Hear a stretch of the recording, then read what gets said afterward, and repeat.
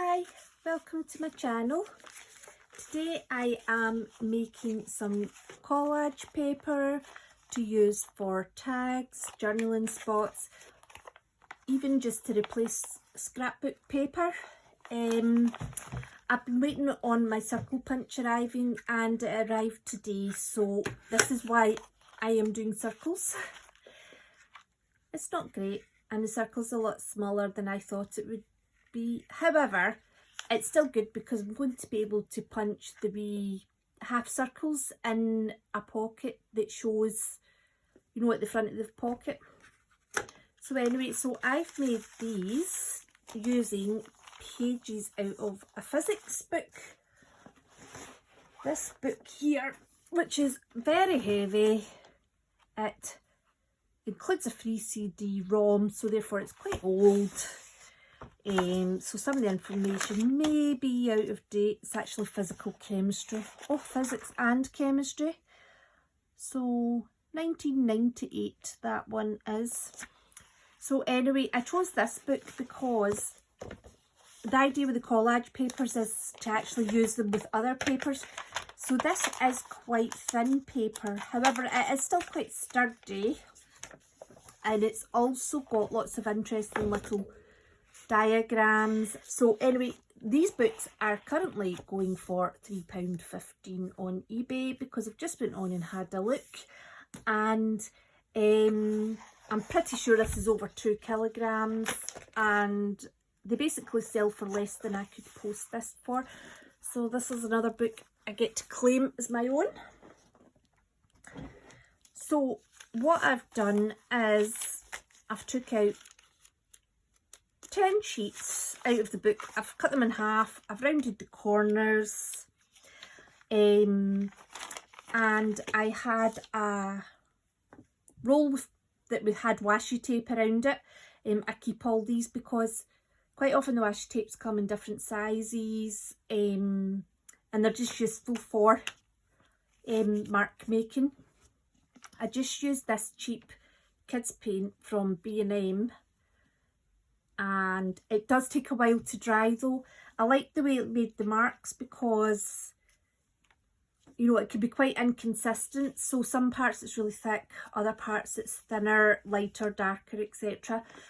But it did take a long time to dry. I mean, I think it was over half an hour really.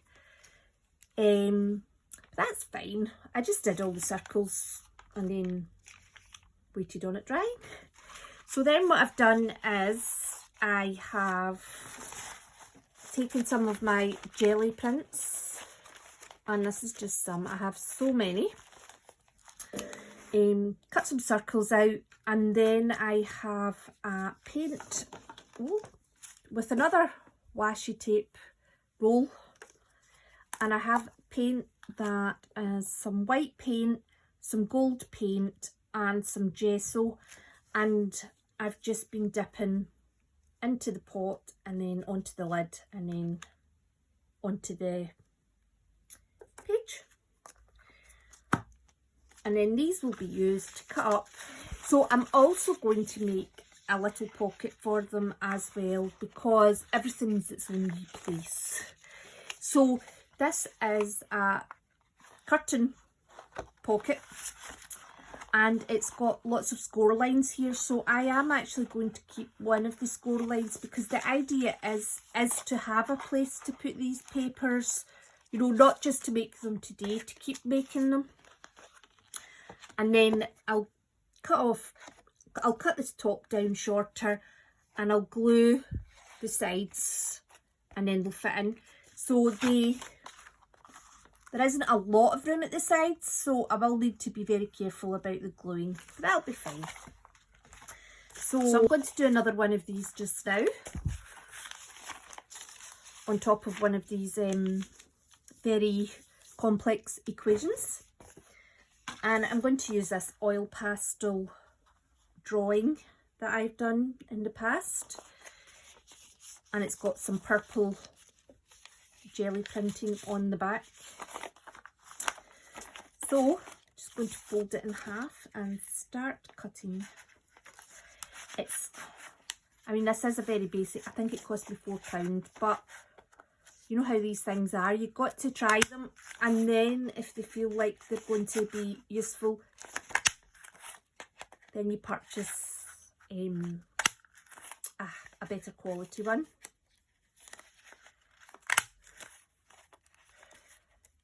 Rather noisy.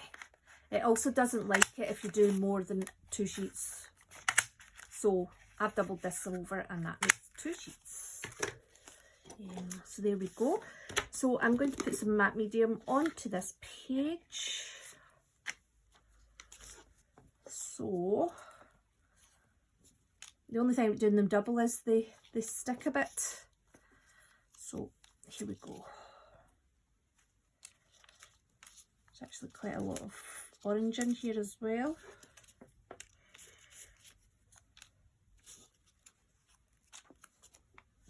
Oops.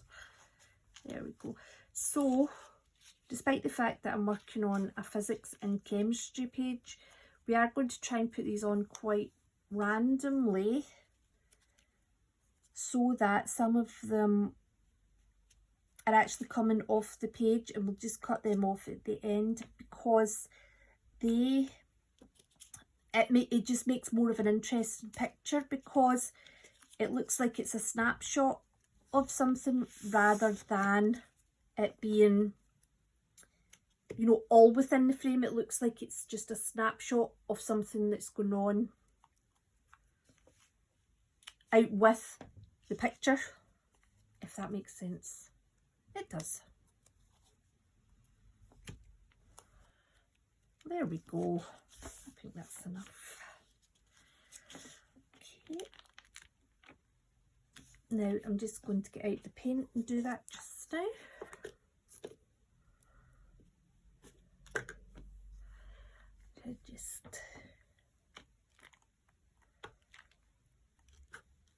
This just helps it look a little bit more a little bit less perfect, because it's nice when things look a little bit more abstract, I think. And I think as well, when you're doing junk journals, and especially those with a more vintage look, that perfection is doesn't really match in very well with the look that you're usually trying to achieve. And it doesn't matter if these wee circles go over each other, I actually think it adds to it a wee bit. There we go, one more there. I think that'll do it.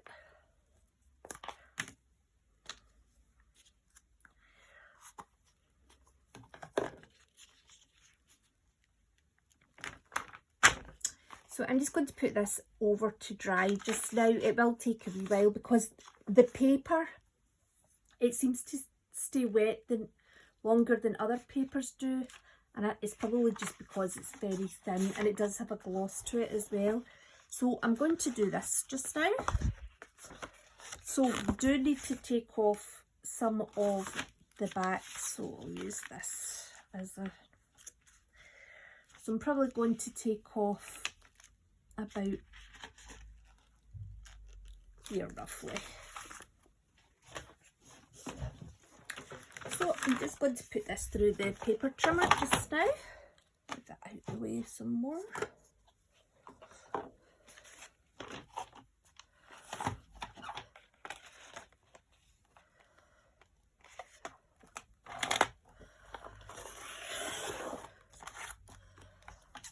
Save that for another project.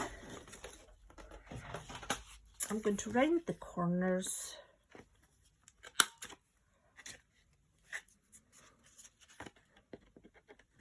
I should always do this upside down, and then that way I can see where it's actually sitting. There we go. So as tempting as it is to go crazy with decorating this, because it's obviously going to hold some quite vibrant pages, I'm going to keep it quite neutral. So you know, when I do the jelly prints, I always do both sides, or generally I do both sides. And you know, it actually makes it really hard to make a decision sometimes, because I'm like this one here, you know, it's actually quite difficult. They're both really good. think I slightly prefer this one, to be honest. But I really like that as well. It's quite neutral looking. And then I end up not using them because I think, do you know what, I'm going to use this in the front actually, just because it's got such a square there.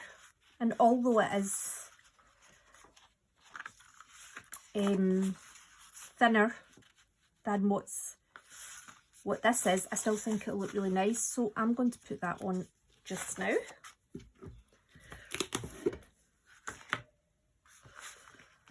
So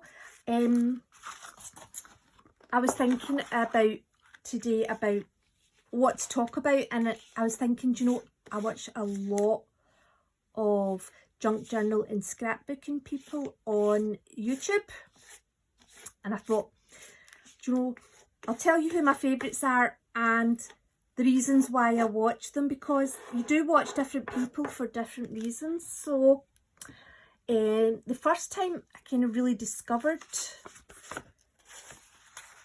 junk journaling, like I heard of it, was, sorry, I'm putting that on the wrong way, treasure books. I find she is wonderful, because she is wonderful at coming up with new ideas and explaining them really, really well. It's almost like she comes up with the idea and then you can take it away and try and put your own spin on it. And she makes absolutely lovely stuff. And I like at the start of the video as well that she's already got a lot she's made. So she's obviously putting in the time so that she can find out what seems to be, you know, the best way to make it, and also what the pitfalls are that you find along the way. I like scrapbooking with me. Oh, that lady, she knows so much. I think her name's Eve. She uses a lot of digital kits, but she promotes a lot of people and their digital kits on her channel, which is nice, and it's nice to hear all these different names. And some of the papers she uses are absolutely beautiful. Do you know, I'm just going to put that right across actually. I also find that she's very easy to listen to. It's almost like having a coffee with someone, you know, like meeting a friend for a coffee and just having a good old chinwag. That's a Scottish word, a chinwag. And she's very good at doing different types of folding, like taking your pockets, your envelopes, your folios, and just finding different ways to put them together. And then there is Joey Duffy. Now she's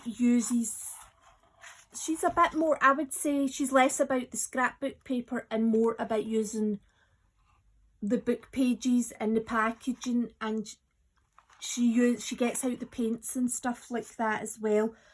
She does a lot of collage. So I'm going to continue the red and yellow on the back. So I am. And she's very good at explaining. So I think for new people that are new to the junk journaling, I think that she's very, very good for that way, because she really does explain things really, really well. Then there's Meg's journals, and I find that she's a bit of a purist. She's almost like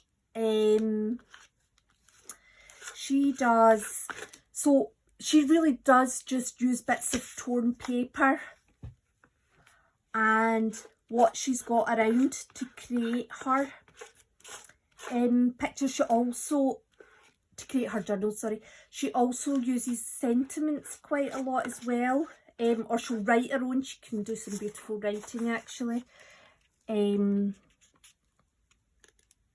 So she's one for that, and she does tend to do like, she'll do a lot of like Junk Journal July. I'll put that on there. And she doesn't really just, she's less about us. From what I've seen, I haven't watched, I've only found her fairly recently over the last couple of months. She doesn't, she seems to be less about the structure of the journal itself and more about the journal pages. And then there's Margaret Miller as well, who I feel is almost like the academic of them. She has a lot of knowledge. She's very into, you know, she uses a lot of vintage papers. She does a lot of trading cards. She makes a lot of trading cards. She does a lot of explaining about why she's choosing what she's choosing to put together. And obviously there are a lot of people out there, a lot of other people that do junk journaling on YouTube. They're just the main people that I watch, you know, most days. There we go. So I'm just going to do this side. I think I'll just put this on and we'll just start with the blue.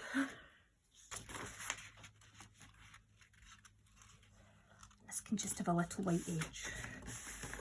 There we go. Excellent.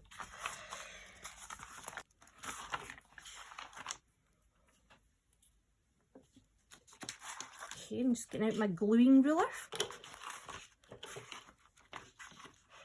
So I do need to make these sides quite thin.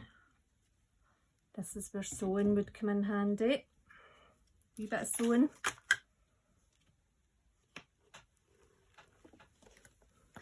Found my box of washi tapes. It's running a bit low actually. I use these when I'm packaging up the books that I sell on eBay, so I just put them round the address labels. It just makes it that wee bit nicer to receive it. So anyway, I really like this one.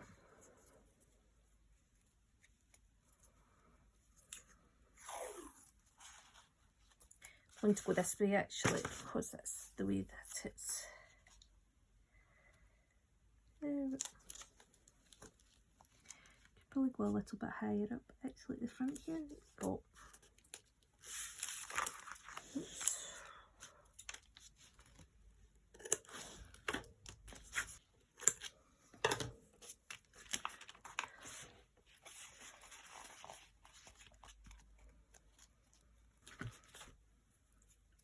There we go. Lovely. Could probably do more at the back here to be fair. But leave it just now. So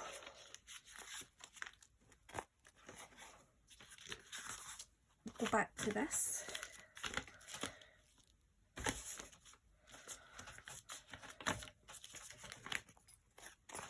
So I'm just going to cut round the edges.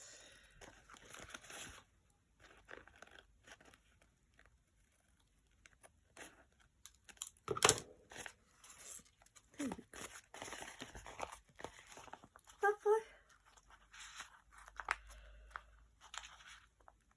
So this was still a wee bit damp, so I'm going to leave that one out just now.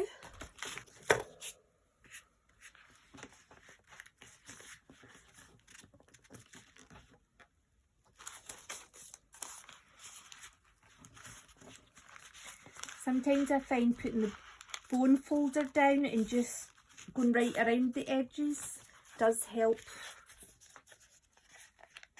There we go. Then you can just look through, see what one you want, take it out, job done.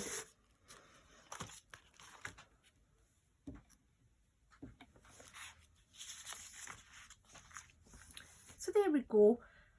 Collage paper and a pocket to keep the collage papers in, nicely decorated. I'm going to do a wee bit more to the back because I like to think that I would be sticking the back onto something. However, it feels kind of good just to hold it, so I don't think it would need backed onto anything. And I think to be more functional, it'd be better to be something that you could pick up and take with you. Anyway, thanks for watching, and I hope to see you soon. Take care.